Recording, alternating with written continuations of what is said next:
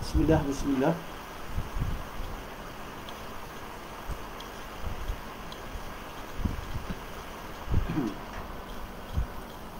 Bismillah, bismillah. Wassalatu wassalamu ala rasulillah.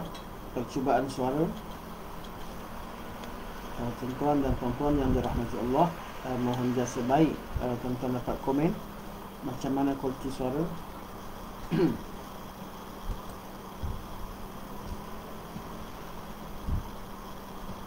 Alhamdulillah.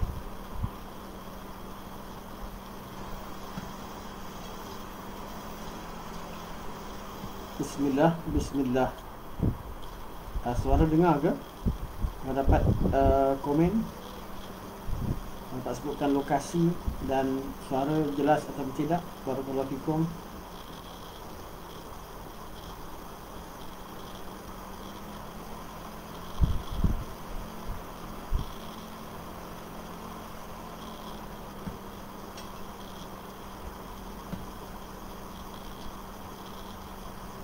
Cubaan suara 1, 2, 3. Bismillah, bismillah.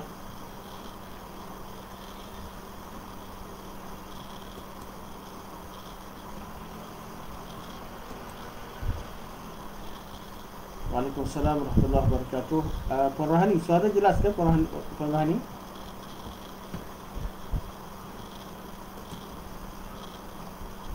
Okey, masuk clear, alhamdulillah. Barakallahu fikum. Sebelum mula kuliah, saya mohon maaf, hari ini sedikit ada masalah di bahagian lidah, ada ulcer. Jadi mungkin mungkin adalah perkataan-perkataan tertentu yang tak dapat disebut dengan baik. Ini harap dimaklumi, itu saja insya-Allah. Okey, kita mulakan kuliah kita. Bismillahirrahmanirrahim. Alhamdulillahirabbil alamin. Nahmadullah ta'ala wa nashkuruh. ونصلي ونسلم على سيدنا محمد الذي بلغ الرسالة وأدى الأمانة ونصح الأمة حتى أتاه اليقين وعلى آله وصحبه أجمعين. سبحانك لا علم لنا إلا ما علمتنا إنك أنت العليم الحكيم.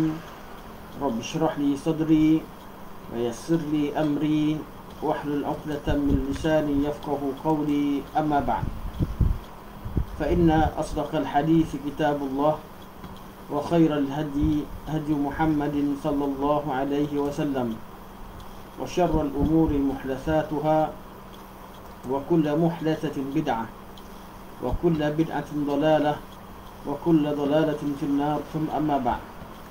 Pertamanya, marilah kita merafakkan setinggi-tinggi kesyukuran kepada Allah Subhanahu wa taala kerana dengan taufik daripada Allah Subhanahu wa taala kuliah kita dapat kita adakan pada malam ini. Dan wallahil hamd, saya baru sampai daripada bermusafir, sampai dan terus berkuliah, dan ini satu kesyukuran. Sebenarnya tadi hujan lebat di sepanjang jalan, saya risau tak sempat untuk bersama tuan-tuan dan puan, tapi Allah mudahkan, wallahil hamd. Hari ini insya-Allah kita membaca hadis yang kelas kita menyambung bacaan hadis daripada kitab Tauhid War-Raddu 'anil Jahmiyah daripada Sahih Bukhari. Dan hadis hari ini kita masuk pada hadis yang ke-5. Hadis ke-5. Berkata Al-Imam Muhammad ibn Ismail ibn Ibrahim ibn Mughirah Al-Bukhari Al-Ju'fi rahimahullah.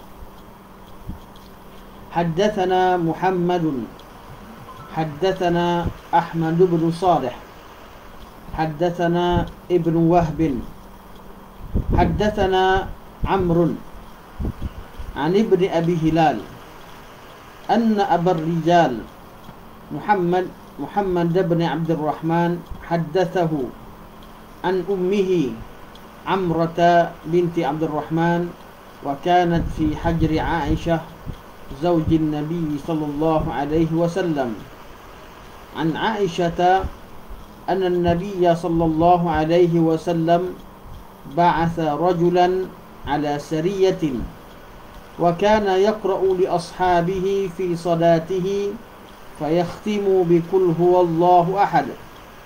فلما رجعوا ذكروا ذلك للنبي صلى الله عليه وسلم فقال سألوه لأي شيء يصنع ذلك، فسألوه فقال لأنها صفة الرحمن وأنا أحب أن أقرأ بها. فقال النبي صلى الله عليه وسلم أخبروه أن الله يحبه، أخبروه أن الله يحبه. Kata Al-Imam Bukhari rahimahullah,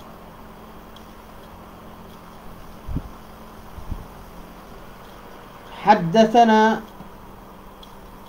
Muhammad, telah menceritakan kepada kami Muhammad. Haddathana Muhammad.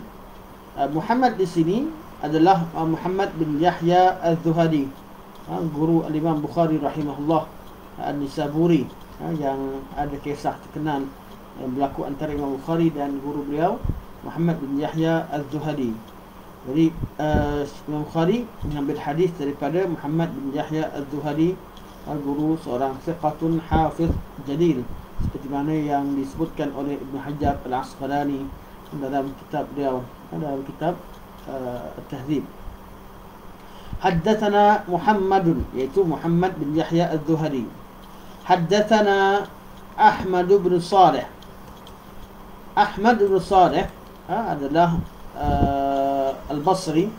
Ahmad bin Salih Al-Basri juga seorang thiqatun hafiz.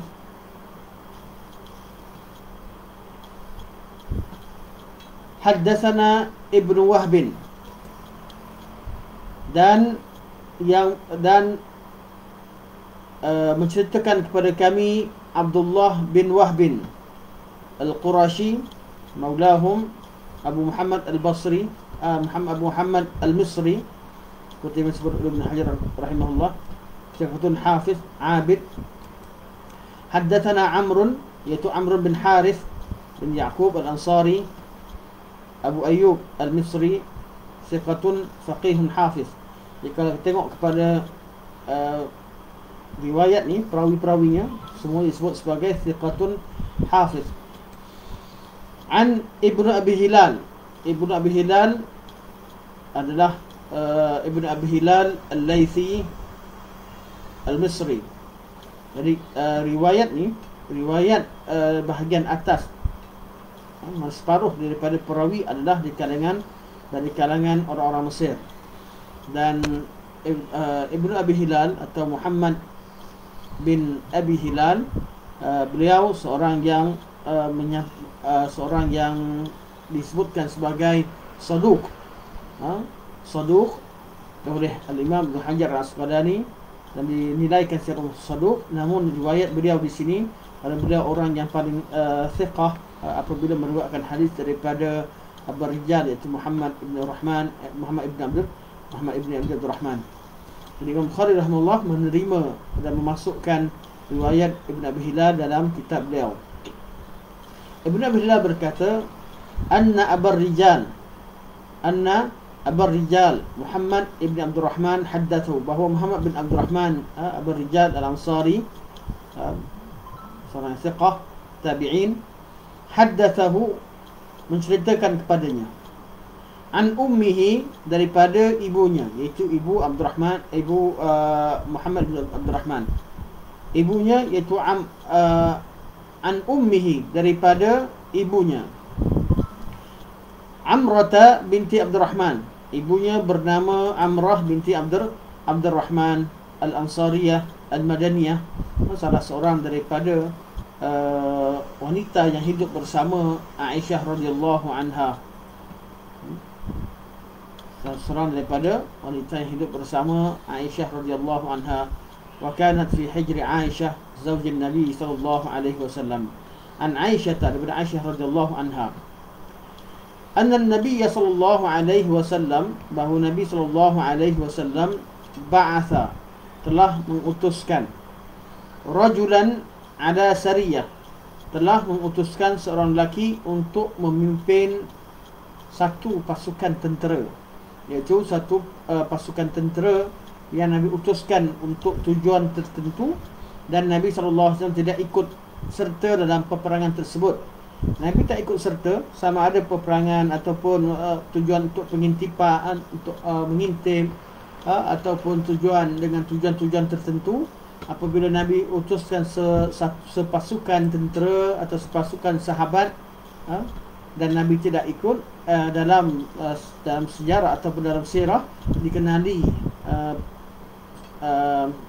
gerak kerja mereka itu, iaitu pasukan tersebut dikenali sebagai sariyah.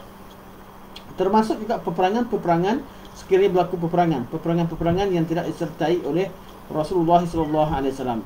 Zahirnya di sini tidak berlaku peperangan, namun Nabi utuskan lelaki ini bersama dengan pasukannya dengan satu tugas yang khas.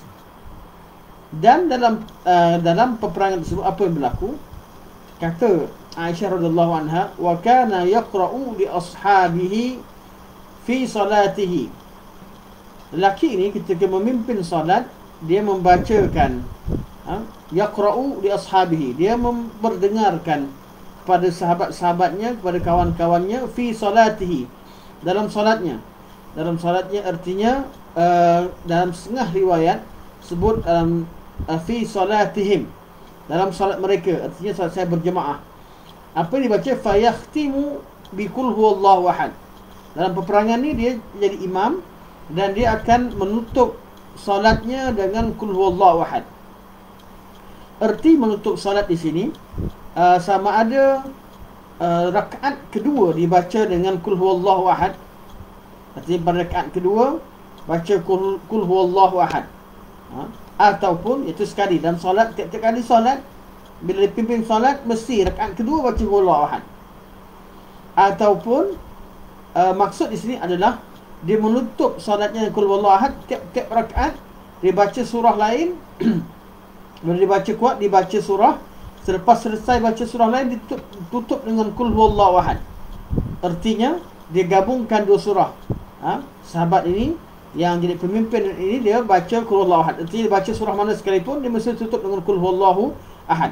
Ada dua kemungkinan maksud hadis ini, iaitu fayakhtimu biqul huwallahu ahad. Dia tutup solatnya dengan qul huwallahu ahad, iaitu tutup bacaan surahnya qul huwallahu ahad. Sama ada tiap-tiap rakaat dibuat begitu, ataupun satu rakaat saja, iaitu pada rakaat kedua dalam solat, iaitu menutup solatnya dengan qul huwallahu ahad. Jadi di sini kalau maknanya ia menutup solat, artinya dia baca surah dan lain dahulu kemudian tutup qul huwallahu ahad, seperti yang zahir di sini. Ulama fiqh berpandang di sini menyebutkan dalil bahawa tidak salah seseorang itu baca dua surah dalam satu rakaat. Maksudnya kalau kita nak baca panjang, habis satu surah, kita boleh sambung surah selepasnya. Iaitu boleh gabungkan. Tidak semestinya bacaan dalam solat itu hanya satu surah. Boleh dua surah, tiga surah dan sebagainya. Ini salah satu daripada hadis berkaitan dengan dalil berkaitan dengan bolehnya kita baca dua surah bersama atau tiga surah atau lebih dalam satu solat. Okey. Jadi lelaki dia buat apa? Dia selalu baca qul huwallah. Sama ada baca tiap-tiap rakaat atau dibaca tiap-tiap kali solat mesti baca qul huwallahu ahad, ataupun tiap-tiap kali solat dia akan baca surah lain kemudian dia mesti tutup dengan qul huwallahu ahad. Semua ini boleh difahami daripada perbuatan sahabat tadi. Dan ikut lafaz ni boleh ada kemungkinan ini. Yang penting perbuatan ini, sahabat bila duduk kat belakang kadang-kadang rasa lain, sebab dia buat sesuatu lain daripada Nabi SAW. Falamma raja'u, tatkala mereka kembali, iaitu kembali ke Madinah Munawwarah, zakaru dhalika lin-Nabi SAW. Mereka menyebutkan perkara itu kepada Nabi SAW, iaitu beritahu kepada Nabi SAW, fulan dan fulan dia jadi imam solat. Dia ketika dia imamkan solat, dia baca surah tiap-tiap rakaat, dia baca qul huwallahu ahad. Atau tiap-tiap kali dia nak tutup solat, dia mesti tutup dengan qul huwallahu ahad. Mana banyak kali baca qul huwallahu ahad. Di sini menunjukkan bahawa sahabat-sahabat Nabi SAW apabila mereka melihat sesuatu yang lain, ada seorang buat sesuatu yang lain, mereka sensitif dan mereka akan merujuk kepada Rasulullah sallallahu alaihi wasallam. Sensitif dalam isu agama ini suatu perkara yang sangat baik. Mengetahui untuk menjaga keaslian agama. Kalau ada orang buat perkara yang pelik, mesti dirujuk, mesti ditanyakan kepada orang-orang yang berilmu supaya mereka dapat memberikan pandangan, kerana pandangan mereka mempunyai nilainya, kerana mereka mengetahui perbuatan itu sepatutnya betul ataupun tidak. Sahabat-sahabat Rasulullah bila nampak lelaki ini memimpin salat, kemudian tutup tiap-tiap rakaat dengan qul huwallahu ahad, atau tiap-tiap kali lepas surah mesti tutup qul huwallahu ahad, mereka bertanya kepada Rasulullah sallallahu alaihi wasallam. Dan hadis ini juga, semua kita pergi lebih jauh, menunjukkan bahawa pada zaman Nabi sallallahu alaihi wasallam, apabila seseorang dilantik menjadi menguasai tentera, orang itu juga akan memimpin solat. Orang itu juga seorang tentera, seorang general, seorang pemimpin ataupun seorang imam dalam solat, dan seorang yang mengetahui urusan agama. Malah bahawa pada zaman tersebut kriteria pemimpin ataupun tentera seperti ini wujud. Dan antara perkara yang penting untuk kriteria untuk dipilih seorang yang memimpin sebuah pasukan ialah seorang yang selain daripada mahir dalam peperangan, dia juga perlu mahir dan mengetahui tentang urusan agama. Walau bagaimanapun seorang itu tidak maksum. Walaupun dia pemimpin dan semua sahabat duduk di belakang solat dengan dia, apabila apa yang dibuat di suatu perkara yang menyebabkan mereka tertanya-tanya kenapa dia melakukan demikian, maka mereka mengadukan atau bertanyakan kepada Rasulullah sallallahu alaihi wasallam. Apa yang mereka tanyakan? Mereka tanya, bila mereka tanya Nabi sallallahu alaihi wasallam tak jawab. Nabi tak jawab. Nabi tak kata betul ataupun salah. Kalau di sini Nabi jawab dengan soalan atau dengan perintah. Nabi kata saluhu, tanya dia balik. Li ayyi syai'in yasna'u dhalika. Lelaki ni bila dia diadukan kisahnya kepada Nabi sallallahu alaihi wasallam, Nabi kata pergi balik jumpa dia, tanya dia kenapa dia buat macam tu. Di sini mengisyaratkan bahawa perbuatan yang dilakukan oleh sahabat tadi, iaitu menutup tiap-tiap rakaat baca qul huwallahu ahad, itu adalah perbuatan yang boleh jadi betul, boleh jadi salah. Sebab apa? Sebab Nabi SAW tidak menghukumkan. Nabi cuma perintahkan sahabat tanya semula daripada sahabat tadi. Jadi kenapa dia buat begitu? Kalau dibuat atas dasar bahawa apa yang dibuat itu adalah lebih baik, ataupun dia merasa dibuat perkara dia merasakan bahawa dibuat ini kerana dia menyangkakan bahawa itu adalah sunnah Nabi yang Nabi ajarkan, berkemungkinan Nabi akan tegur. Tapi dia jawab. Fasa'aluhu, maka mereka pun bertanya kepada lelaki tadi. Faqala, maka dia pun menjawab kenapa dibaca qul huwallahu ahad. Kerana dia kata li'annaha sifatur rahman, kerana dalam surah ini, li'annaha iaitu dalam kerana surah ini, ha itu kembali kepada surah, iaitu surah Al-Ikhlas. Li'annaha sifatur rahman, kerana surah ini mengandungi sifatur rahman. Kalimah li'annaha sifatur rahman di sini, bagi siapa yang ada yang mengikuti kuliah kita sekarang ini dengan ada buku Sahih Bukhari di tangan, tuan-tuan boleh gariskan di sini. Di sini tempat syawahidnya, tempat syahidnya, iaitu tempat fokus perbincangan kenapa Al-Imam Bukhari rahimahullah datangkan hadis ini. Kerana dalam qul huwallahu ahad ada sifatur rahman. Dalam qul huwallahu ahad ada sifatur rahman, mengandungi sifat-sifat Allah Subhanahu wa taala. Sesungguhnya ayat-ayat yang menceritakan sifat Allah Subhanahu wa taala adalah ayat-ayat yang agung dan mulia, kerana tajuknya berkaitan dengan Allah Subhanahu wa taala. Li'annaha sifatur rahman, kerana dalam surah ini, jawapannya kerana dalam surah ini ada mengandungi sifat Allah Subhanahu wa taala, iaitu sifat Ar-Rahman. Wa ana, dan aku ini, kata sahabat tadi, uhibbu an aqra'a biha, aku suka membacakan ayat ini dalam solat. Aku suka membacakan ayat ini dalam solat, sebab dalam ayat ini menyebutkan tentang sifat Allah Subhanahu wa taala. Maka Jawapan lagi tadi disampaikan kepada Nabi sallallahu alaihi wasallam. Nabi kata, faqala an-nabiy sallallahu alaihi wasallam, akhbiruhu anna Allah yuhibbuh.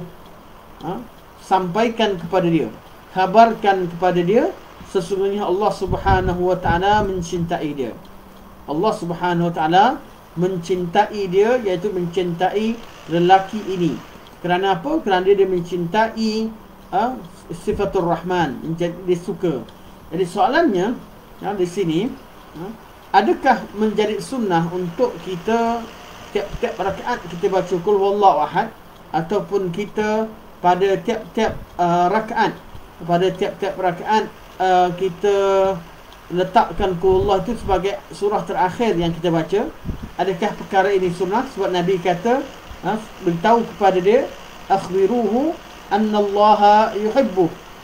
Beritahu kepada dia bahawa Allah Subhanahu wa taala mencintai dia. Okey, saya tak jawab dulu, saya minta tuan-tuan komen. Pandangan tuan-tuan, disyariatkan ataupun tidak? Disyariatkan ataupun tidak dibacakan surah qul huwallahu ahad pada akhir bacaan tiap-tiap kali solat? Tuan-tuan boleh komen pada pandangan tuan-tuan berdasarkan pada hadis ini. Okey, ada yang komen, ada bunyi hujan. Mungkin bunyi kipas yang atas ni, saya cuba tutup sebentar.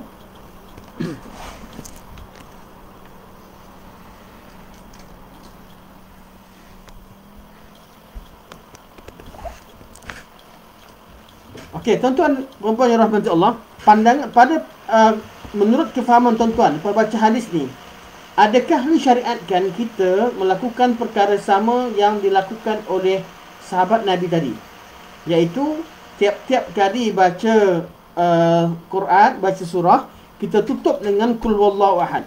Okey, jawapan saudara Wan Ashraf kata tidak. Alhamdulillah. Ada jawapan lain? Adakah disunatkan? Menurut hadis ni, adakah disunatkan? Menurut kefahaman tuan-tuan perempuan, tak apa, betul salah tak ada masalah. Cuma saya nak tahu macam mana cara tuan-tuan memahaminya. Adakah disunatkan untuk kita tutup solat kita dengan qul huwallahu ahad? Artinya kalau baca surah apa sekalipun, kita baca, contohnya kita baca Al-Masad, ataupun kita baca At-Tin. Lepas habis surah Tin, illa allazina amanu wa amilus solihat falahum ajrun ghairu mamnun.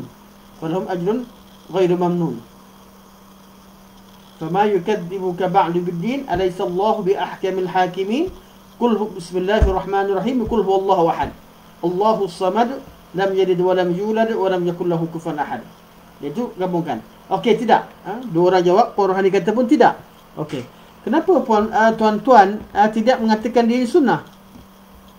Sedangkan Nabi kata lelaki ni buat perkara, sahabat tadi solat berjamaah, baca surah dan tutup dengan qul huwallahu ahad, dan di hujung hadis Nabi kata Allah sayang kepada dia.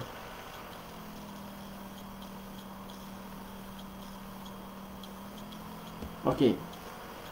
Berdasarkan pada hadis ni, di hujung Allah kata Allah sayang. Okey.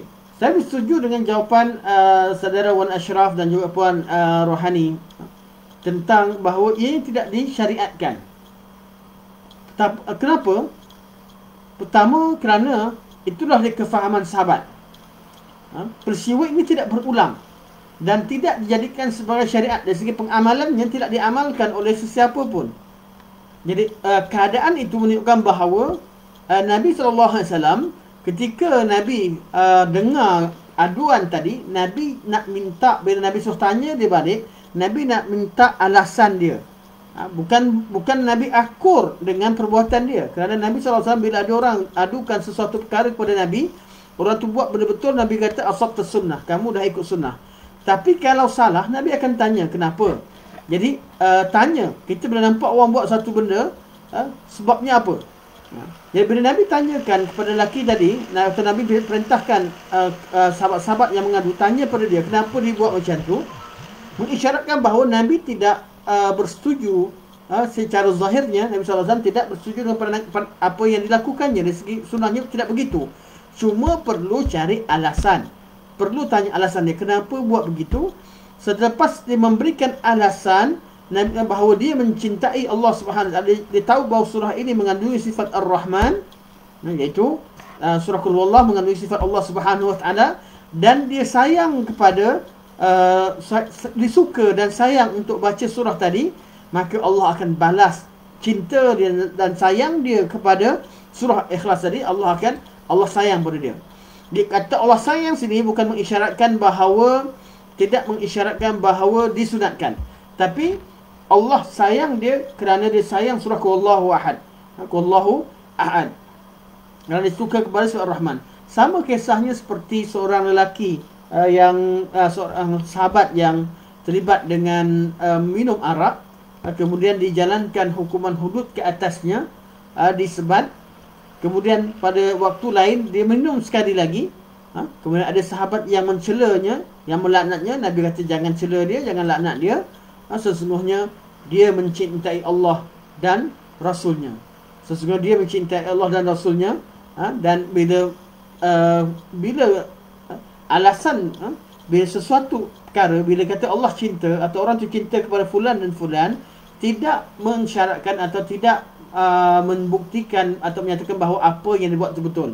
Minum arak salah, tetap salah, tapi orang tadi dia mencintai Allah dan Rasulnya, dan Allah dan Rasulnya cinta kepada dia kerana perkara tertentu.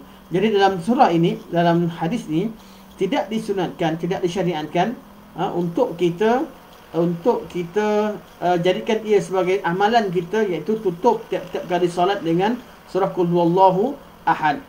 Cuma secara umum, zahirnya secara umum tidak salah untuk gabungkan dua surah dalam Al-Quran. Dan ada sebagian ulama berpandangan sebaliknya. Mereka berpandangan bahawa disyariatkan untuk kita tutup solat kita dengan Qul Huwallahu Ahad, kerana mereka melihat Nabi SAW ikrar dengan perbuatan sahabat tadi, dan Nabi SAW tidak menegurnya di atas kesilapannya, malah Nabi hanya mengatakan bahawa Allah beritahu pada dia Allah sayang padanya. Jadi ada dua pandangan, cuma Allah alam rajihnya perkara ini tidak disyariatkan. Ini perkara pertama yang kita bincangkan. Yang kedua, bila kita tengok dalam hadis ni, kenapa ada Imam Bukhari rahimahullah bawakan hadis ni dalam kitab Tauhid di bawah bab ma jaa fi du'a'in Nabi sallallahu alaihi wasallam ummatahu ila tauhidillah tabaraka wa taala. Bab menerangkan tentang hadis-hadis yang menerangkan mengumpulkan hadis-hadis yang menerangkan bahawa Nabi sallallahu alaihi wasallam mengajak umatnya kepada tauhid, mengajak umatnya kepada tauhid, iaitu mentauhidkan Allah Subhanahu wa taala.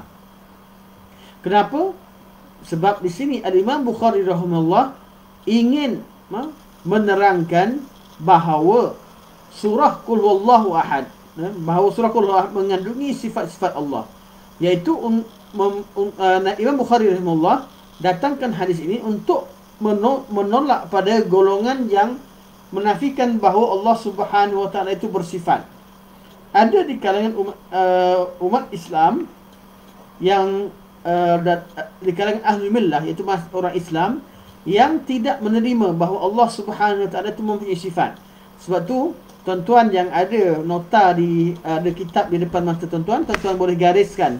Boleh gariskan kalimah li'annaha sifatur rahman, kerana surah Qul Huwallahu Ahad itu mengandungi sifat Ar-Rahman. Artinya Allah mempunyai sifat. Allah Subhanahu wa taala mempunyai sifat. Memiliki sifat itu bukan suatu kekurangan. Memiliki sifat kesempurnaan itu bukan suatu kekurangan. Namun sebahagian daripada ulama ahli kalam, malah termasuk Imam Ibn Hazm rahimahullah, beliau tidak bila mengatakan bahawa tidak sepatutnya diletakkan istilah sifat kepada Allah Subhanahu wa taala. Tak boleh kata Allah bersifat. Ibn Hazm bukan seorang Mu'tazilah. Mu'tazilah jelaslah mereka menafikan sifat.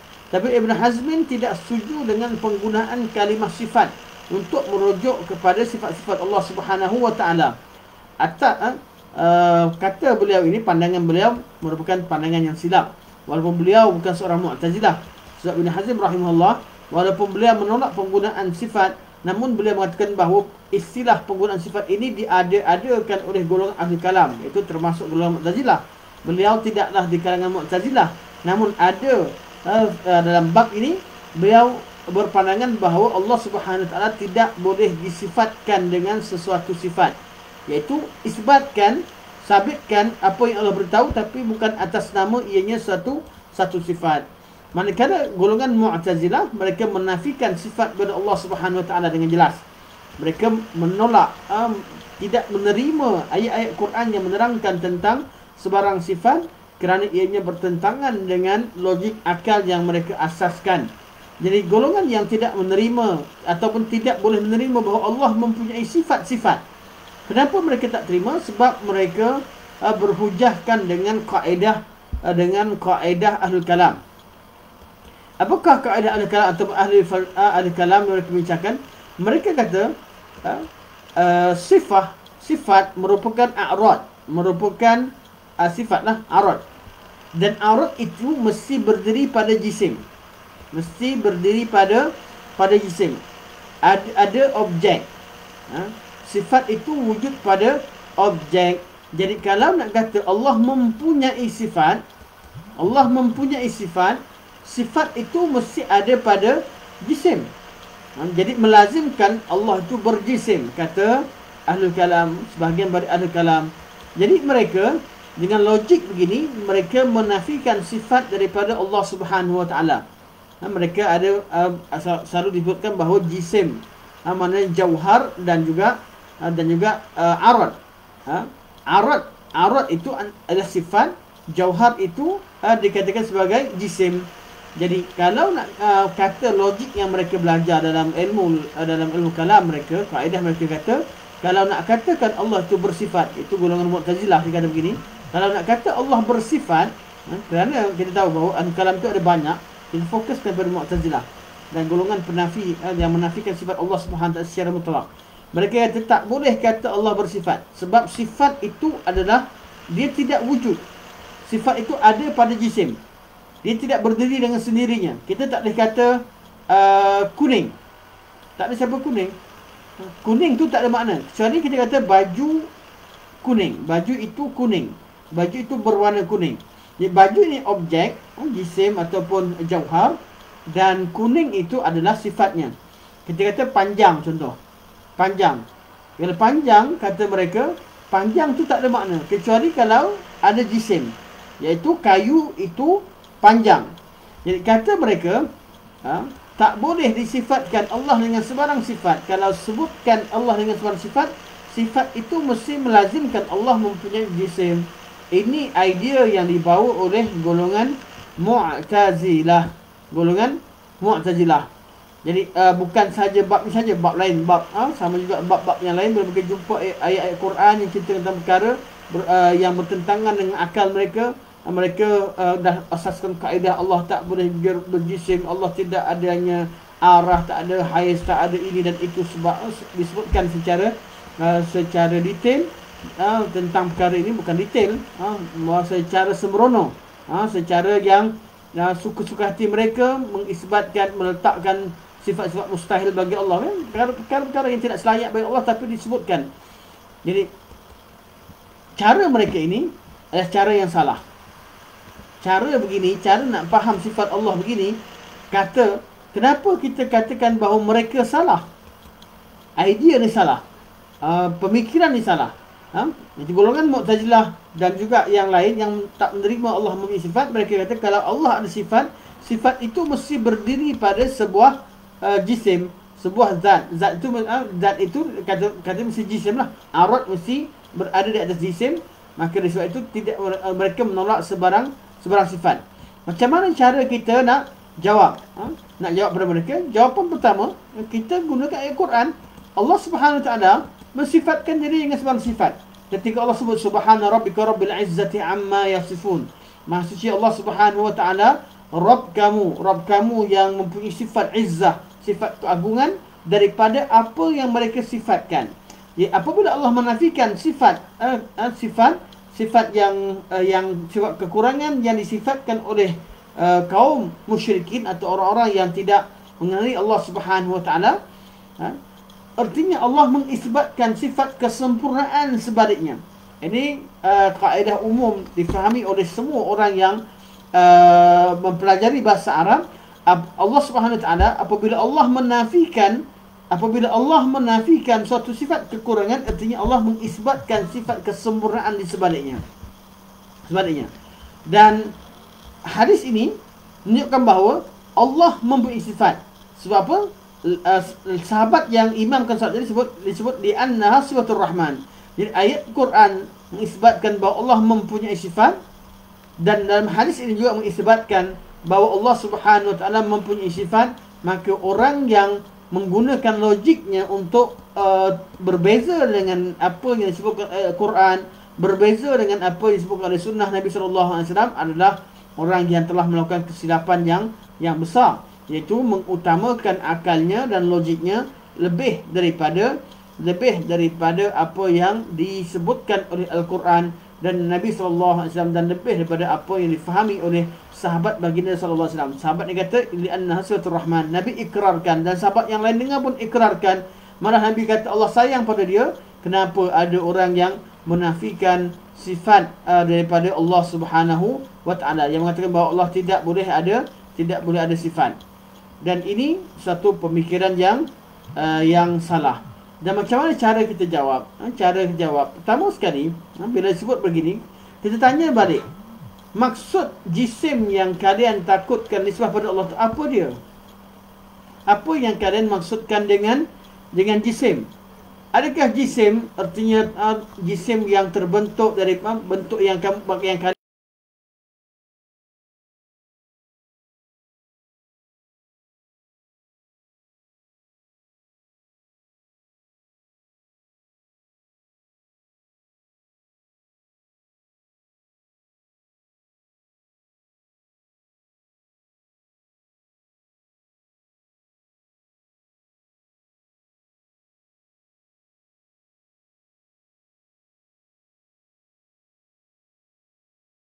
orang yang mengisbatkan sifat Allah seperti mana yang Allah sebut, dan kalian bila isbatkan sifat Allah sebut itu sebagai jisim, so jisim yang kalian nafikan itu adalah tidak valid, kerana jisim yang kalian rasa mustahil itulah jisim yang ada dalam akal dan otak kalian. Kalau kalian bayangkan suatu perkara yang salah kemudian kalian nafikan, masalah bukan pada ayat Quran, bukan pada sifat Allah, itu masalah kepada kefahaman kalian. Jadi otak kalian, cara kalian faham ayat Quran itu yang perlu dibetulkan, bukan ayat Quran yang perlu diubah atau ditolak. Bukanlah sifat itu yang dinafikan, bukan sifat itu yang dinafikan. Allah mengisbatkan sifat tersebut kepada Allah Subhanahu Wa Taala. Bagi orang beriman, orang Ahlussunnah wal Jamaah, mereka memahami bila Allah isbatkan satu sifat, kita terima sifat tersebut dengan mengisbatkan segala kesempurnaan yang selayaknya bagi Allah Subhanahu Wa Taala, dan kita tidak menyebutkan kaif atau bagaimana sifat tersebut. Dan kita itulah mengisbatkan jisim suatu kesalahan, mengatakan Allah berjisim kerana Allah tak pernah sebut dalam Al-Quran bahawa Allah berjisim. Okay. Menafikan jisim pada Allah juga satu kesalahan, kerana menafikan satu perkara yang Allah Subhanahu tidak nafikan. Kita tak kata Allah berjisim, dan kita juga tidak kata Allah tidak berjisim. Apa yang Allah sebut, kita sebut. Apa yang Allah diamkan, kita diamkan. Jangan kita sebutkan bahawa segala sifat kekurangan itu tidak wujud pada Allah. Allah sempurna secara mutlak. Apa sahaja yang tidak sempurna tidak layak bagi Allah. Kalaulah sifat jisim yang dibayangkan sifat yang tidak sempurna, itu tidak layak bagi Allah Subhanahu Wa Taala. Jadi macam mana betulnya? Jangan gunakan kalimah jisim, kerana kalimah jisim ini bukanlah lafaz syar'i yang perlu dijadikan sebagai asas untuk mengukur satu perkara itu, satu sifat itu betul ataupun salah. Dan yang kedua, kaedah mereka mengatakan bahawa tak boleh kata Allah berjisim kerana tak boleh Allah bersifat, kerana sifat Allah mesti berdiri pada sebuah jisim. Kaedah ni pun tak betul. Tak semestinya sifat itu hanya disifatkan pada jisim. Mungkin juga orang Arab, bahasa Arab, sifat itu juga boleh disifatkan kepada selain jisim. Tak semestinya dengan jauhar ataupun dengan jisim. Contohnya orang Arab cakap malam yang panjang, lailun tawilah, malam yang panjang. Malam yang panjang, malam ni bukan berjisim. Malam ni keadaan, tapi sifat itu disifatkan kepada keadaan, tidak semestinya disifatkan kepada jisim. Jadi logik yang mengatakan bahawa kalau sebut satu sifat, tak boleh terima satu sifat sebab sifat itu mesti berdiri kepada satu jisim, itu tidak betul. Ada perkara yang bukan jisim, malam yang panjang, siang yang panjang, seperti mana disebut oleh Syekh Utsaimin rahimahullah.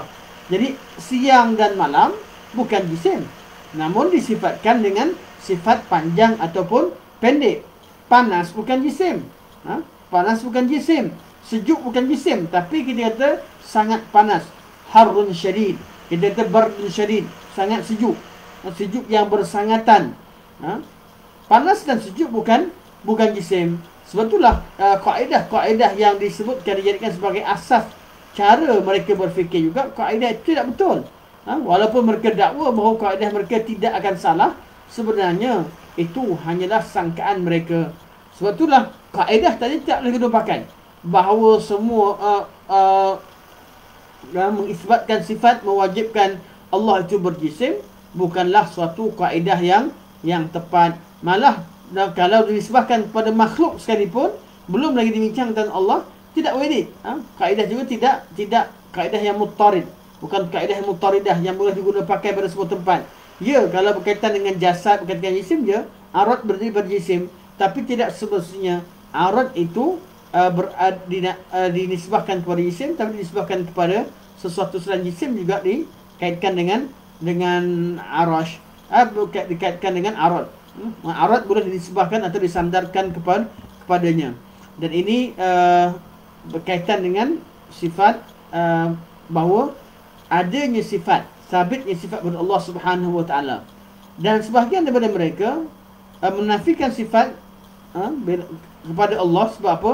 Kalau kata Allah ada sifat dan sifat Allah itu disebutkan banyak, artinya melazimkan wujudnya banyak kewujudan. Dia kata Allah itu mendengar, Allah melihat, Allah Subhanahu wa taala gembira, sayang, Allah Subhanahu wa taala melihat. Jadi banyak. Sedangkan Allah itu adalah sifatnya adalah wahdaniyah. Jadi kata mereka, kalau isbatkan sifat bagi Allah Subhanahu wa taala, isbatkan sifat-sifat Allah telah mengisbatkan banyak kewujudan. Sedangkan Allah wujudnya Allah itu hanya Maha Esa. Ini satu lagi kesesatan. Satu lagi kesesatan dalam ilmu akidah, apabila mereka menafikan sifat dan memahami bahawa kalau Allah itu bersifat dengan sifat-sifat kesempurnaan, itu menunjukkan bahawa zat Allah itu banyak atau kewujudan itu banyak. Ini hakikatnya kewujudan, tiap-tiap zat itu mempunyai sifatnya yang tersendiri, sifat kesempurnaan. Allah Subhanahu zat Allah memiliki sifat-sifat kesempurnaan yang selayaknya bagi Allah Subhanahu wa taala, yang selayak bagi Allah Subhanahu wa taala. Dan Syekh Ibn Utsaimin rahimahullah menerangkan bahawa pemikiran golongan Ahlul Kalam ni kadang-kadang lebih pelik lagi. Apabila mereka menafikan suatu sifat yang sangat mustahil bagi Allah, mereka sandarkan kepada apa? Kepada kaedah jisim. Mereka kata Allah itu mustahil Allah penat. Mustahil Allah itu penat, mustahil Allah itu sedih. Betul lah. Ini sifat mustahil bagi Allah dan tak ada siapa pun sebut Allah penat, Allah Subhanahu wa taala itu sedih, Allah Subhanahu wa taala apa sahaja yang dikaitkan dengan Allah. Kenapa? Bila tanya kenapa mustahil bagi Allah, dia tak bincangkan dengan cara betul. Dia kata sebab kalau ini sebagaimana mereka, dia kata kalau Allah itu penat, artinya yang penat itu adalah jisim, mustahil Allah berjisim. Ke situ jadinya. Sedangkan menisbahkan sebab penat dan juga letih pada Allah, itu satu kemungkaran, satu perkara yang mustahil. Itu lebih berat berbanding dengan menisbahkan jisim. Tapi bagi mereka nak menafikan Allah itu bersifat dengan sifat yang mustahil tadi, dikembalikan pada kaedah berjisim. Jadi jisim itu satu benda yang satu kaedah yang guna pakai di mana-mana, menyebabkan kaedah tersebut kadang-kadang sesuai, kadang-kadang boleh bawa natijah yang betul, kadang-kadang tidak. Yang penting kaedah itu bukanlah kaedah yang wujud dalam Al-Quran ataupun sunnah Rasulullah sallallahu alaihi wasallam. Okey. Jadi ringkasannya ala kulli hal, pandangan ini, pandangan yang mengatakan bahawa tidak boleh nisbahkan sifat kepada Allah Subhanahu Wa Taala adalah pandangan yang sangat lemah, sangat lemah, dan lebih daripada itu adalah pandangan yang menyesatkan. Kecuali kalau itu datang seperti Ibn Hazm rahimahullah, beliau bukanlah mengingkari sifat, tapi pandangan beliau dalam bab tersebut, beliau tersalah dalam bab tersebut. Jadi kita kalau yang datang, yang buat tu ialah memang golongan yang sesat, seperti golongan Mu'tazilah dan sebagainya, kita terangkan bahawa itu adalah satu kesesatan. Namun kadang-kadang kesilapan tadi kadang-kadang ada di kalangan ulama-ulama Ahlussunnah yang tersalah faham setengah bab. Jadi kesalahan yang datang pada Ahlussunnah itu kita dahulukan dengan husnuzan. Kita katakan itu adalah salah satu pada zallatul alim, iaitu seorang alim itu kadang-kadang melakukan kesilapan. Kadang-kadang mereka melakukan kesilapan. Yang kedua, jadi boleh gariskan kalimah li'annaha sifatur rahman. Yang kedua, berkaitan dengan tauhid di sini, okay. Kata Nabi sallallahu alaihi wasallam, faqala an-nabiy sallallahu alaihi wasallam, akhbiruhu anna Allah yuhibbuh. Bila orang beritahu kepada Nabi bahawa dia melakukan sekian-sekian, Nabi suruh tanya, Nabi suruh tanyakan kepada dia kenapa dia buat perkara itu, iaitu kenapa lelaki tadi dia baca surah Qul Huwallahu Ahad dengan gaya seperti mana yang disebutkan dalam hadis tadi. Dia kata sebab dia dalam surah Qul Huwallahu mengandungi sifat Ar-Rahman dan dia suka membaca sifat Ar-Rahman. Nabi kata beritahu pada dia bahawa Allah Subhanahu Wa Taala sayang pada dia. Akhbiruhu anna Allah yuhibbuh. Jadi gariskan kalimah anna Allah yuhibbuh, bahawa Allah Subhanahu Wa Taala mencintai dia. Kenapa? Kita gariskan sebab di sini menunjukkan bahawa sabitnya sifat mahabbah kepada Allah terhadap Allah Subhanahu Wa Taala. Allah mempunyai sifat mahabbah. Allah Subhanahu Wa Taala mempunyai sifat kasih sayang. Allah tu sayang. Allah tu sayang. Allah sayang makhluknya yang beriman. Allah Subhanahu Wa Taala mempunyai sifat, dan sifat mahabbah ni banyak.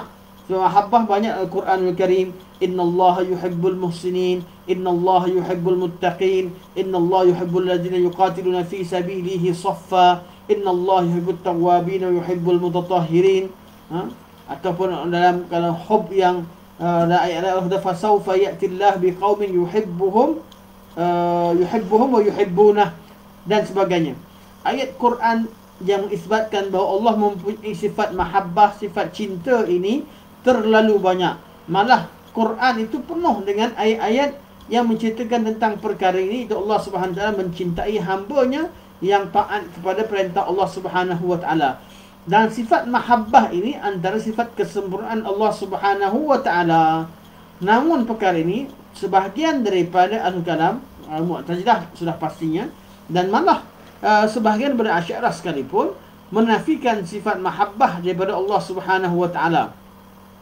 Mereka kata mustahil Allah mempunyai sifat cinta. Tak boleh kata Allah Subhanahu Wa Taala sifat cinta.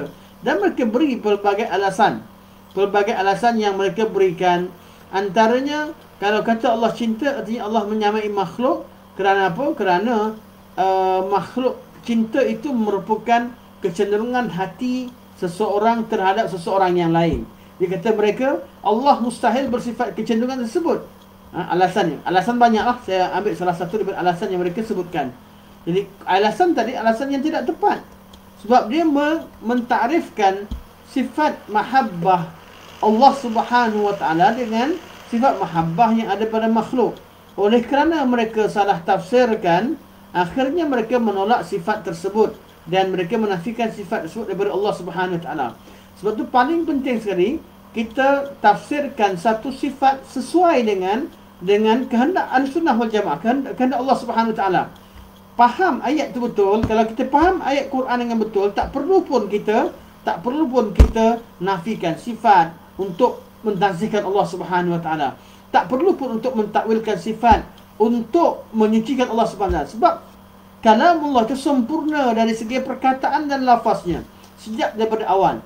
Yang perlu dibetulkan adalah cara kita memahami ayat Quran tersebut, bukan dengan cara mengatakan bahawa kalau katakan Allah bersifat cinta, mustahil. Kenapa? Cinta itu ta'rifnya adalah mempunyai kecenderungan. Kalau nak kata Allah bersifat dengan sifat yad, Allah memberi tangan, mustahil. Sebab tangan itu ada juzuk-juzuknya, ada bahagian-bahagiannya. Masalahnya bukan kepada sifat yad, masalahnya kepada kefahaman yang ada pada otak orang yang salah faham dalam bab ini. Dalam bab mahabbah, mereka beri alasan. Antaranya, mereka tak sama. Allah tak boleh katakan Allah memiliki kecenderungan. Dan sebahagian yang lain mengatakan bahawa tak boleh kata Allah cinta terhadap orang yang cinta. Contohnya ayat Quran Allah kata innallaha yuhibbul muhsinin. Allah sayang kepada orang-orang yang muhsinin. Tak boleh kata sayang. Sebab apa? Sifat sayang ni baru wujud. Sedangkan sifat Allah tu maha qadim. Ini satu lagi kaedah kalam yang kaedah qadim yang disebutkan Allah tu qadim. Sifat Allah tidak boleh berlaku setelah kerana perbuatan tertentu. Maksudnya satu reaksi terhadap satu perkara. Orang solat, Allah sayang. Orang wudu, orang yang sucikan diri, Allah sayang. Orang yang sabar, Allah sayang. Jadi Allah sayang selepas sifat kasih Allah, sifat mahabbah Allah terhasil setelah berlakunya satu perbuatan. Jadi kata mereka mustahil Allah bersifat sebegian. Sebab apa? Alasan mereka Allah itu sifat Allah itu qadim. Jadi mereka menolak sifat mahabbah. Sebab apa? Qadim artinya sifat yang ada sejak pada azali, bukan bergantung pada suatu perbuatan yang wujud. Ini salah cara lagi nak faham makna azalinya Allah Subhanahu Wa Taala, makna bahawa Allah tu al-awwal wal akhir. Dalam Quran tak pernah menafikan pun benda-benda macam ni, tapi dia hanya wujud setelah datangnya ilmu kalam. Datang ilmu kalam, mereka menafikan Allah tu bersifat cinta. Alasan mereka, kalau kata Allah cinta dan sifat cinta tu baru wujud, maka itu menafikan sifat qidam Allah Subhanahu Wa Taala atau qadimnya Allah Subhanahu Wa Taala. Ini cara faham yang salah. Allah Subhanahu Wa Taala tidak terikat dengan sebarang formula, dengan sebarang syarat yang manusia letakkan. Fa'alul lima yurid. Allah Maha melakukan apa yang Allah kehendaki. Allah bersifat sempurna sejak daripada azali hingga ke abadi. Allah Subhanahu Wa Taala itu maha tinggi sejak dari azali sampai ke abadi. Dalam semua bab Allah itu sempurna segala bab. Tapi bab perbuatan Allah, Allah bebas buat apa sahaja yang Allah kehendaki, bila-bila masa Allah kehendaki, dan itu tidak menjadi suatu kekurangan. Dan itu juga tidak menafikan sifat al-awwal Allah Subhanahu Wa Taala. Kita tak boleh syaratkan Allah, tak boleh buat apa-apa. Allah mesti sifat mustahil, tak boleh Allah bercakap.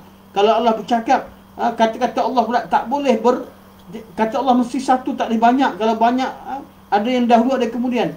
Kenapa pergi buat kaedah-kaedah begini yang menyusahkan dan menyebabkan ramai orang jadi keliru, seolah-olah kalau kata Allah kalamullah itu mempunyai banyak kalamullah, dikatakan bahawa ini adalah bawa kepada menyamakan Allah dengan makhluk. Masalah bukan kepada kalimah Allah, masalah bukan kepada sifat Allah. Masalah ialah pada kefahaman orang. Mereka yang membayangkan perkara tersebut dan mereka yang menafikan. Sebab tu yang perlu dibetulkan adalah kefahaman mereka terhadap ayat Allah Subhanahu Wa Taala, bukan menafikan isi kandungan yang terdapat Al-Quran. Malah mereka mengatakan bahawa zahir Quran itu, apa yang ada ke Quran itu mengandungi satu perkara yang mustahil, yang tidak boleh diterima oleh akal. Bukan akal tak terima, tapi akal yang telah menyeleweng, seperti yang berlaku kepada pemikiran mereka. Sebab tu dalam hadis ini diisbatkan sifat mahabbah kepada Allah Subhanahu Wa Taala. Allah itu kasih dan sayang terhadap hamba-Nya. Allah cinta terhadap hamba-Nya. Dan sebahagian daripada mereka bagi alasan lain. Tak boleh terima Allah Subhanahu Wa Taala itu bersifat dengan sifat mahabbah. Sebab kata mereka al-mahabbah itu la takunu illa baina syai'aini mutajanisain. Tak boleh. Mahabbah ni tak boleh berlaku, hanya berlaku antara dua pihak yang sama jenis. Mana cinta itu berlaku antara lelaki dengan perempuan yang sama jenis, yang semua mereka adalah manusia. Cinta hanya berlaku antara singa jantan dengan singa betina. Cinta berlaku antara seorang ibu dan anak dan sebagainya. Mereka kata cinta ini tak boleh kata sebab cinta pada Allah. Berkata sebab Allah cinta ni antara alasan mereka berikan. Sebahagian memberikan alasan itu, sebahagian beri alasan yang lain. Mereka kata cinta adalah perasaan kecenderungan terhadap sesuatu sepertinya. Jadi kalau mahabbah ini melibatkan hub, cinta. Jadi, seseorang itu tak boleh bercinta kecuali sesuatu yang seumpamanya, sedangkan Allah tidak ada seumpamanya. Ini satu alasan yang lagi tidak logik. Alasan yang lagi tak logik, walaupun dikemukakan oleh ilmu logik, dikemukakan oleh mendakwa bahawa mereka mengajarkan ilmu yang logik. Ini satu alasan yang tidak logik, yang mengatakan bahawa cinta itu mesti berlaku antara dua perkara yang sejenis atau yang satu spesies. Ini satu lagi perkara salah faham, yang kaedah yang jelas-jelas salah, namun dijadikan sebagai asas untuk memahami sebahagian dari ayat-ayat Allah Subhanahu wa taala. Jadi mereka kata cinta ni seperti laki cinta pada isterinya, wa ja'ala bainakum mawaddatan wa rahmah. Mawaddah dan rahmah ni dan mahabbah semua sekali ni hanya sifat makhluk sama makhluk. Macam jawapan tidak. Kita kata bahawa kalimah mahabbah, kalimah hub ini bukan sahaja terhad kepada dua jenis yang sama, malah sesama makhluk sekalipun. Dalam hadis Nabi SAW sebut Uhud jabalun yuhibbuna wa nuhibbuh. Uhud ni bukit yang cinta pada kami dan kami cinta kepada Uhud. Artinya bukan pada sejenis. Uhud dengan manusia bukan satu spesies. Boleh jadi manusia sayang kepada Uhud, Uhud pun sayang pada manusia. Allah kata manusia dari hasil dengan cinta, ya, huzzilan nasi hubbu syahawati minan nisa, cinta pada perempuan, okey, sejenis. Wal banin, anak-anak, ya, jenis. Wal qanatir, perkakas bukan jenis, tapi Allah sifatkan sifat mahabbah, cinta pada perkakas. Wal qanatir muqantarah min adh-dhahab wal fiddah, perkakas emas dan perak. Wal khairil musawwamah, cinta pada kenderaan bukanlah jenis yang sama dengan manusia, bukan jenis yang sama, sejenis atau spesies dengan manusia. Jadi alasan yang diberikan itu, yang dikatakan logik oleh ahlinya pada suatu ketika, bukanlah alasan yang boleh diterima. Suatu ilmu akidah tidak tunduk terhadap logik-logik yang begini. Walaupun pemiliknya merasakan bahawa mereka telah mencapai, mereka ni dah logik sangat, ilmu mereka belajar dah sampai pada logik. Hakikatnya kalau bertentangan dengan sunnah, bertentangan dengan Al-Quran, sudah pasti logik itu bukanlah suatu perkara yang tidak yang logik. Quran tidak akan bertentangan dengan akal. Mana nakal, iaitu ayat Quran dan hadis Nabi SAW yang sahih, tidak akan bertentangan dengan sebarang logik akal. Kalau berlaku pertentangan, akal tu yang salah faham. Akal tu yang salah faham, bukan ayat Quran, bukan hadis Nabi SAW yang sahih. Hadis yang sahih daripada Nabi SAW, Nabi takkan salah, dan Allah Subhanahu taala ayat Quran dan tidak akan salah. Sebab tu kaedah dan konsep ta'wil, konsep-konsep yang diperkenalkan kemudian itu, ya, mereka adalah konsep yang tidak tepat untuk digunakan dalam memaknakan dan memahami kalamullah. Jadi alasan orang yang mentakwilkan, takut orang salah faham. Kalau takut orang salah faham, bukan ayat Quran yang ditakwilkan, namun kefahaman itu yang perlu diberikan kepada masyarakat. Dan itu cara yang betul untuk memahamkan seseorang terhadap kalamullah. Cuma golongan yang menafikan sifat ini, kebanyakan mereka nafikan oleh kerana takwil. Artinya mereka bukan nafikan sifat, tapi mereka takut kalau sifatkan Allah sifat tersebut menyambungkan Allah dengan makhluk. Jadi mereka tidak boleh dikafirkan. Mereka tidak boleh dikafirkan dengan disebabkan oleh perkara ini, walaupun hakikatnya akidah itu akidah yang kufur, iaitu menolak apa yang Allah Subhanahu wa taala terangkan, akidah itu sendiri. Namun oleh kerana mereka berakidah dengan perkara demikian atas alasan yang lain, sebab mereka tak boleh terima, dan mereka asalnya mereka ingin mentanzihkan Allah, sucikan Allah bersama dengan makhluk, maka kerana takwilan mereka itulah kita tidak boleh mengkafirkan mereka secara personalnya. Namun akidah yang menolak ajaran Allah Subhanahu Wa Taala dan bab apa sekalipun, siapa sahaja yang menolak satu ayat Al-Quranul Karim yang telah sabit dengan jelas, itu adalah sebahagian daripada kekufuran. Cuma tidak dihukumkan kepada semua orang yang demikian begitu saja. Bab menghukumkan itu perlu kepada satu bab perbincangan yang sangat detail, yang tersendiri, yang hanya dilakukan oleh orang-orang yang khusus. Jadi bagi golongan yang tak terima Allah bersifat dengan sifat mahabbah, Jadi bagaimana mereka tafsirkan ayat Quran yang berkaitan dengan mahabbah, berkaitan dengan cinta, dan hadis berkaitan dengan mahabbah, mereka akan takwilkan. Itu mereka takwilkan kepada makna-makna tertentu. Jadi antara yang mereka takwilkan, apakah makna makna mahabbah? Mahabbah Allah cinta. Apa maksud cinta? Cinta artinya Allah berkeinginan, iaitu Allah beriradah. Allah berkeinginan untuk memberikan pahala. Itu yang iradat thawab. Mereka kata Allah cinta, artinya tak boleh kata Allah cinta. Kata Allah ingin memberikan pahala kepada dia. Memberikan pahala itu satu perkara yang mesti. Apabila Allah cinta pada seseorang, Allah akan berikan balasan yang baik. Tidak dinafikan Allah mempunyai, Allah SWT memberi pahala kepada orang yang Allah cinta. Namun kenapa sifat cinta yang Allah isbatkan dalam Al-Quran itu yang perlu dinafikan? Sifat cinta yang Nabi sabitkan Al-Quran itu perlu dinafikan. Jadi tidak ada masalah dalam mengatakan bahawa bila sabitkan cinta, tidak menafikan pun bahawa Allah ingin memberikan rezeki dan memberikan pahala. Masalahnya ada orang yang mereka faham Allah kata Allah cinta kepada kaum muslimin. Dia tak nak tafsirkan cinta dengan makna cinta. Dia bawa kesan daripada cinta, iaitu memberikan pahala. Jadi kata mereka, apakah erti mahabbah, cinta? Mereka kata mahabbah ada iradatu thawab.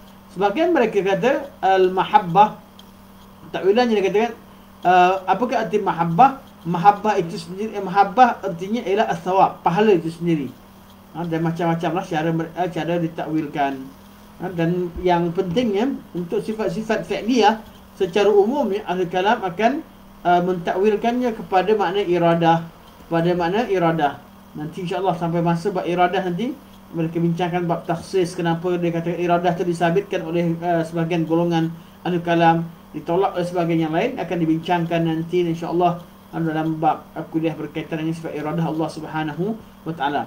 Yang penting cara fikir yang cara mereka berfikir dan menolak sifat-sifat Allah itu dengan cara fikir mereka adalah cara yang salah, tidak menepati apa yang difahami oleh Nabi SAW, sahabat, tabi'in dan generasi salafus salih secara umumnya. Malah kalau kita tengok balik kepada sifat mahabbah ni, mahabbah kerana disebabkan kepada objek. Objek macam mana kita cerita tentang Uhud tadi. Uhud cinta pada Nabi, Nabi cinta kepada Uhud. Kadang-kadang disebabkan perkataan cinta disebabkan kepada Allah. Allah tu mencintai suatu amalan. Contoh, habbul a'malu ilallah as-salah, as-salatu ala waqtiha. Amalan yang paling Allah sayang dan cinta itu salat pada waktunya. Allah cinta kepada satu perbuatan. Innallaha yuhibbul muhsinin.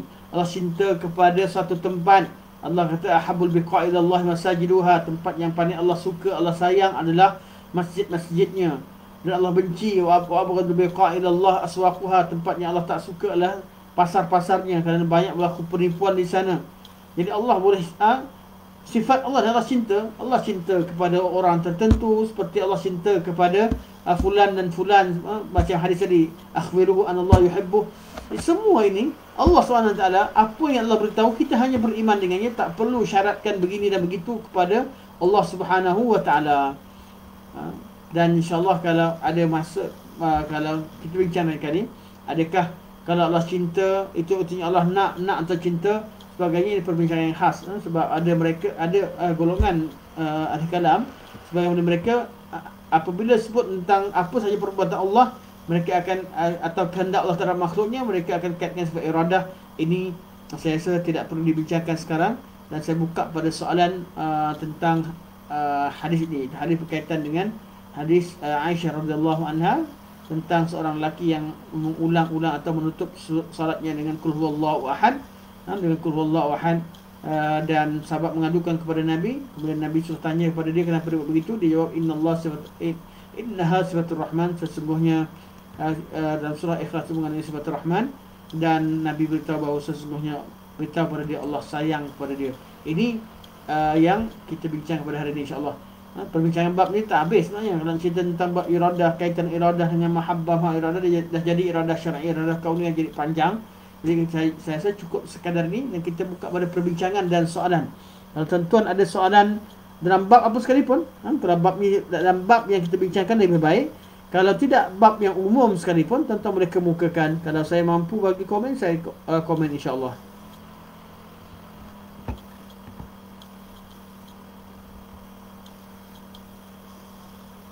Masya-Allah. Wafikum barakallah kepada Ustaz Abu Muhammad Haji Tahir Zaidi. Okay, alhamdulillah Puan Mimi, Puan Umi, Ustaz Abang Ashraf tadi, Puan Hani, alhamdulillah. Okey. Terima kasih komen pada Tuan Muhammad Isa. Bunyi hujan alhamdulillah habis dah. Mungkin bunyi kipas tadi tu, bukan hujan, bunyi kipas. Walaupun di luar hujan. Tapi bunyi tadi saya tak silap saya bunyi kipas, itu kipas insya-Allah. Alhamdulillah. Terima kasih pada yang komen pada awal tadi, Tuan Fazrul, Mak Zain, Kuching Clear, Puan Hani di Ipoh, Muhammad Ashraf di Kelantan. Alhamdulillah semua okey. Okey, kalau tak ada soalan, okey, sama-sama alhamdulillah. Sama-sama. Oh, ada soalan pertanyaan Ustaz. Okey. Ustaz, hukum baca surah yang sama pada setiap rakaat apa Ustaz? Baca surah sama pada setiap rakaat. Atas sebab apa? Kalau atas sebab memang itu caranya, memang dia nak sengaja baca macam tu, atas kerana dia sengaja begitu dan menganggapnya salah satu cara yang disyarat cara yang salah. Tapi kalau dia baca begitu sebab kadang-kadang hafalannya, ada orang yang berpandangan bahawa sebagaimana ulama yang melihat kepada adab baca Quran ni ikut tertib. Artinya baca daripada yang awal, rakaat pertama baca yang awal, yang kedua baru baca ayat seterusnya. Artinya tak ada terbalik. Baca qul huwallah, kalau kita baca qul huwallah, ayat selepasnya kita baca qul a'udzu birabbil falaq. Manakala kita baca qul a'udzu birabbil falaq, selepasnya mesti ikut turutan qul a'udzu birabbin nas. Kalau baca rakaat pertama surah Baqarah, kena baca ayat selepasnya. Tak boleh baca ayat kursi kemudian pergi kepada alif lam mim. Ini menurut sebahagian pandangan ulama, iaitu baca tu mesti tertib. Walaupun kaul ini bukan kaul yang rajih, tapi ada orang yang berpandangan demikian. Ada ulama berpandangan demikian. Jadi yang berlaku, kalau baca, banyak orang kena baca pada rakaat pertama, kita tersilap baca qul a'udzu birabbin nas. Ni akhir surah Quran Karim sampai habis. Malikin nas, ilahin nas, min syarril waswasil khannas, alladhi yuwaswisu fi sudurin nas minal jinnati wan nas. Kita habis baca rakaat pertama. Rakaat kedua nak baca surah apa? Jadi bagi ulama yang meraihkan tertib, yang berpandangan demikian, mereka ulang balik surah yang sama. Surah Al-Quran. Dia ulang, apakah ada mengulangkan surah yang sama dalam satu rakaat atau dalam satu solat, dalam satu rakaat adalah tidak pada setiap rakaat adalah tidak disyariatkan seperti mana soalan sudah syariatkan. Namun setengah keadaan, apabila berlaku keadaan seperti tadi, seperti yang saya sebut tadi, qul a'udzu birabbin nas tadi, surah An-Nas. Jadi dibenarkan bukan kerana itu, tapi kerana tersalah pilih surah pada rakaat pertama. Keadaan itu tidak jadi salah. Kalau begitu keadaannya tidak salah. Allahu a'lam. Kalau saudara Syirah tak jelas, tolong boleh komen semula insya-Allah. Tuan Safar, hayakallah. Tuan Safar, alhamdulillah. Seorang yang aktif menuntut ilmu, semoga Allah Subhanahu Wa Taala beri semua sekali yang ada sekarang ni, semua yang aktif, saya nampak di mana-mana tuan-tuan ikuti majlis ilmu, teruskan menuntut ilmu, dan sesungguhnya keberadaan kita menuntut ilmu sendiri pun salah satu bentuk nikmat Allah yang sangat besar. Tuan Safar tanya, Ustaz, ada juga terdengar Hizbut Tahrir. Apa itu, adakah salaf? Tidak. Hizbut Tahrir bukan daripada maksud salaf. Walaupun sebahagian daripada apa yang mereka faham tidak mustahil. Semua kumpulan ada kefahaman yang sesuai dengan salaf. Kumpulan macam sekalipun masing-masing mengagungkan salaf, mengagungkan sahabat, mengagungkan Nabi SAW, mengagungkan orang-orang yang cintai Nabi di kalangan, mengagungkan sahabat tabi'in dan cuba ikut apa yang mereka iktikadkan atau apa yang mereka ajarkan agama itu wujud. Sebab wujud. Namun Hizbut Tahrir, adakah mereka dikatakan salaf?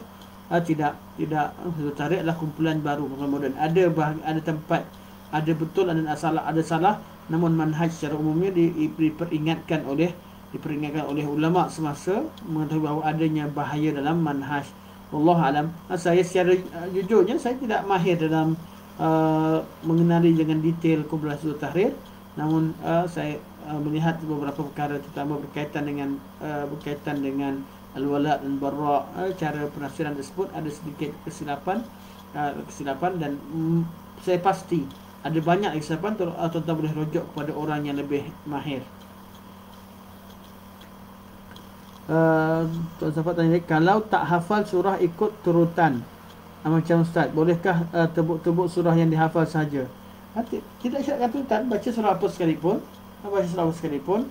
tak ikut turutan. Bukan bererti ikut turutan tu mesti kita baca berdekatan, tak. Yang penting urutan pentingnya. Kalau kita dah baca surah Baqarah, kita boleh baca surah An-Nas. Tapi ini bukan pandangan saya. Ini pandangan saya, tidak setuju dengan pandangan ini. Maksudnya Nabi SAW pernah baca tidak ikut turutan, maksudnya tidaklah melanggar adab. Tapi sebagian ulama berpandangan bahawa kalau dah baca surah yang rakaat pertama, kita baca surah yang di bahagian awal Quran, maka kita mesti rakaat kedua baca surah yang selepasnya. Contohnya kita solat hari Jumaat, kita rakaat pertama kita baca surah Sajadah, rakaat kedua kita baca surah Insan. Jangan terbalikkan. Jangan surah Insan dulu baru surah Jumaat. Tak kena. Dan perkara ni kalau dikatakan sebagai satu adab lebih baik begitu. Namun untuk aula kita kata bukanlah suatu perkara makruh, tapi khilaful aula. Aulanya baca ikut turutan kerana kebanyakan sunnah Nabi SAW yang sabit. Nabi baca qul ya ayyuhal kafirun, kemudian baca qul huwallah, Nabi baca surah sebahagian pada surah Al-Baqarah, kemudian dalam surah Ali Imran, dan Nabi baca surah Sajadah, kemudian baru Nabi baca surah Insan. Nabi baca Sabbih isma surah Al-A'la pada rakaat pertama. Rakaat kedua Nabi baca qul ya ayyuhal kafirun. Rakaat ketiga surah witir Nabi baca qul huwallah dan sebagainya. Kalau Nabi nak baca dengan 3 surah, qul huwallah, qul a'udzu birabbin nas, al-falaq, an-nas, surah Al-Ikhlas, al-falaq, an-nas. Jadi cara Nabi baca kepada kebanyakannya Nabi SAW baca ikut turutan. Jadi mengikut pada keadaan begini lebih aula, ikut sunnah yang lebih aula, iaitu baca dengan turutan. Tapi tidak disyaratkan kita lepas baca qul huwallah mesti baca al-falaq, iaitu ikut pada hafal ikut turutan. Jadi kan soalan tuan, boleh tak tebuk-tebuk? Boleh. Kita boleh baca sebahagian daripada ayat yang kita hafal dalam surah Baqarah, kemudian kita baca sebahagian daripada ayat yang kita hafal dalam surah Ali Imran, antara sebahagian surah kita baca daripada surah mana-mana sekalipun selepas Baqarah. Wallahu a'lam. Jazakum khairan, hayakumullah kepada Tuan Haji Zaidi Abu Muhammad As-Salafi, barakallahu fikum. Terima kasih banyak-banyak. Beliau sangat banyak berusaha menyebarkan majlis ilmu, mengadakan majlis ilmu. Semoga Allah memberikan keberkatan pada usaha beliau. Terima kasih, barakallahu fikum. Okey, insya-Allah kita dah pukul 10.56. Terima kasih banyak-banyak mengikuti. Terima kasih banyak-banyak pada penganjur, kepada yang berusaha, saudara Abu Talha dan yang lain-lain yang hadir dalam majlis kita. Barakallahu fikum wa jazakumul khairan. InsyaAllah kita bertemu pada pertemuan akan datang. Semoga Allah SWT panjangkan umur kita dalam keadaan beriman dan bertakwa kepadanya. InsyaAllah sampai situ saja. Subhanakallahumma wa hamdika, asyhadu an la ilaha illa anta, astaghfiruka wa atubu ilaik. Wa sallallahu ala sayyidina Muhammad wa ala alihi wa sahbihi wa baraka wa sallam. Assalamualaikum warahmatullahi wabarakatuh.